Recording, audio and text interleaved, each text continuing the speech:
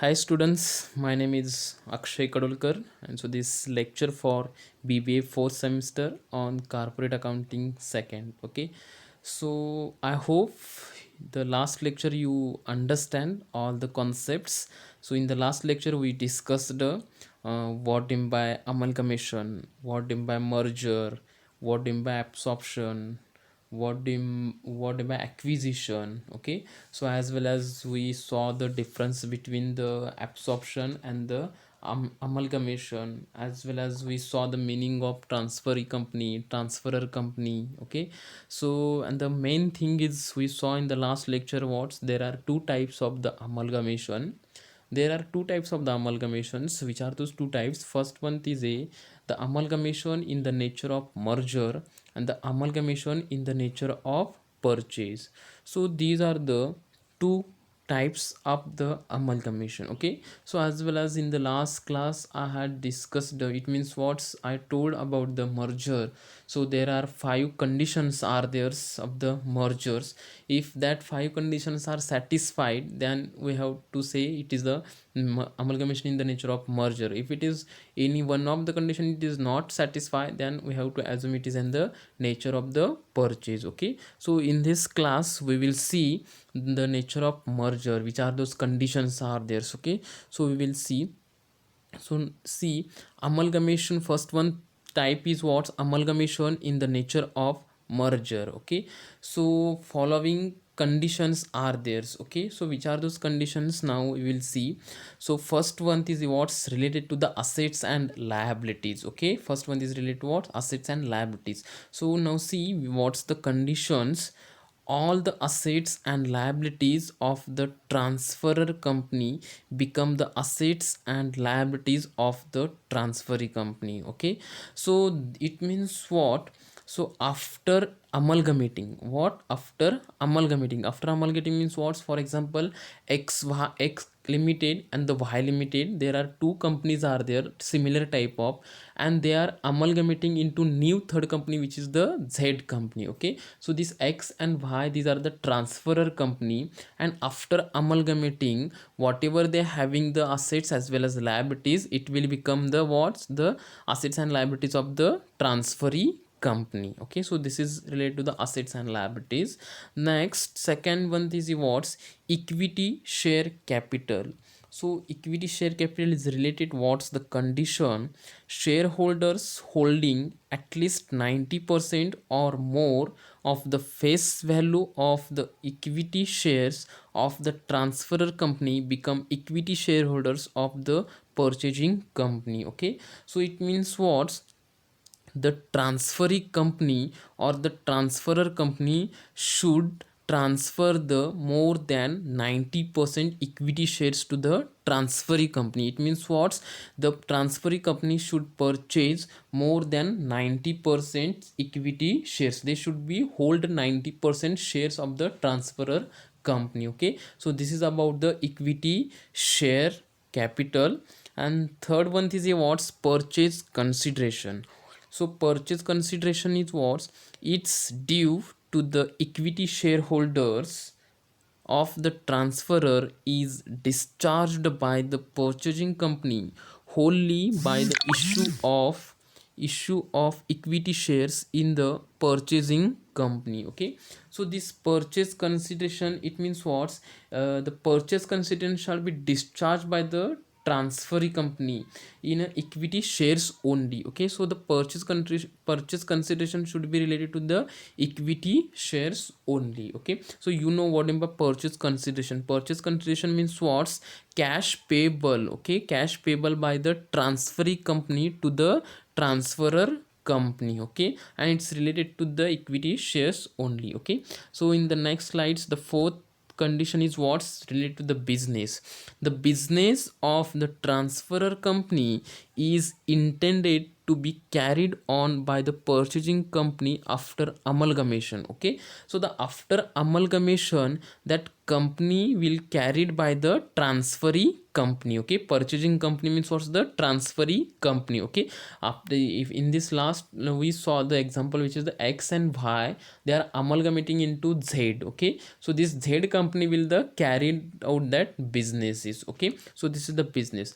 Next, book value, related to the book value. So no adjustment is intended to be made to the book value of assets of the transferor company when they are incorporated in financial statement of the purchasing company. Okay, so there is a no adjustment. Okay, there will be the no adjustment in the book values of the assets as well assets. Okay, so whatever they having the transferor company of the book values of the assets, there will be the no adjustment after the incorporated. Okay, so these are the five conditions are theirs. Okay, so these five conditions should be satisfied for the amalgamation in the nature of the merger. Okay, so this is about the merger. So just try to understand this five rules or the five conditions of the mergers. Okay, and it is very important for your exam also,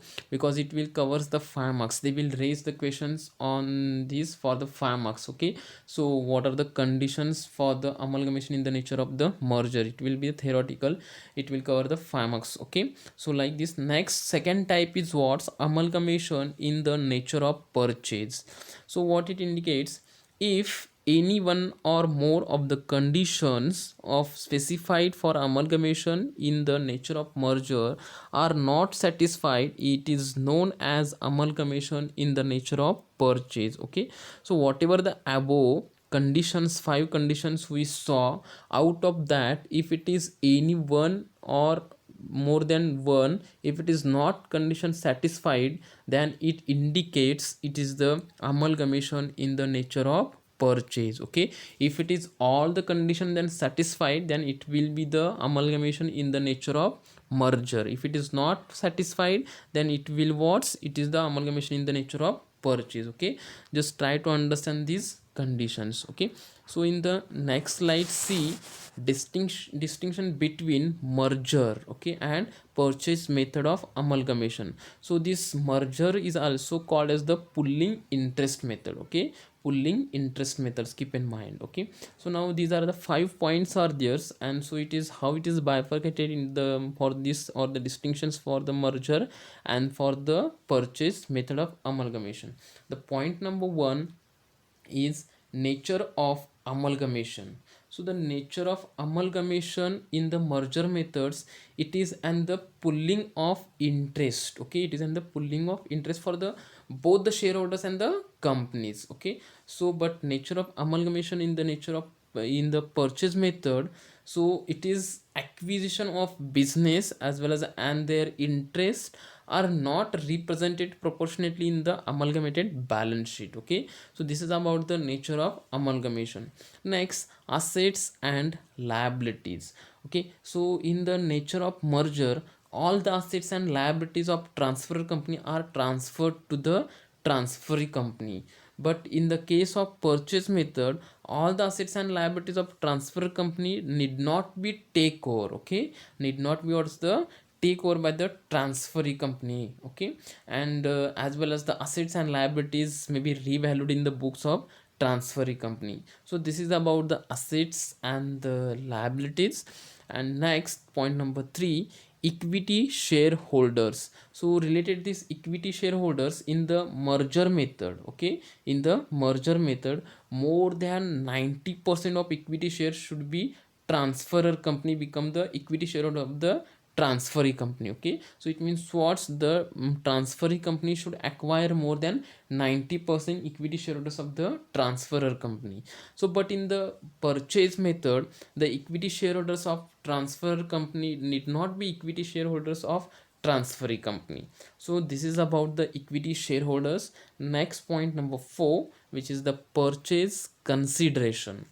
So purchase consideration in the nature of merger shall be paid in equity shares only. Okay, so it shall be paid in equity shares only, except the cash. Okay, except the cash for a fractional shares. So next, for the purchase method, so the purchase consideration may be paid in equity shares or in a preference shares or in a debentures or in a cash. Okay, so this is about the purchase consideration. Next, continuation of business. So continuation of business, so in the merger method, the should be continue in the transferee company. Okay, even after the amalgamation. Okay, but in the purchase method, the transfer company need not be continue in a transferee company after the amalgamation. So these are the basic points for the distinction between the merger and the purchase method of the amalgamation, and it's also very important because it covers the 5 marks. Okay, so just try to understand. So in the next slide, so now see accounting for amalgamation. So it means what? So amalgamation, there are two types of the amalgamation, in the nature of merger and in the nature of purchase. For both the methods, there are three steps we have to follow. Okay, so there are three types, there are three steps are there. So which are those three steps for the amalgamation in the nature of merger or for the amalgamation in the nature of purchase to solve the problem? Okay, for the solution of the problem, there are three steps for the both the both the types. Okay, so first step is what? Computation of purchase consideration.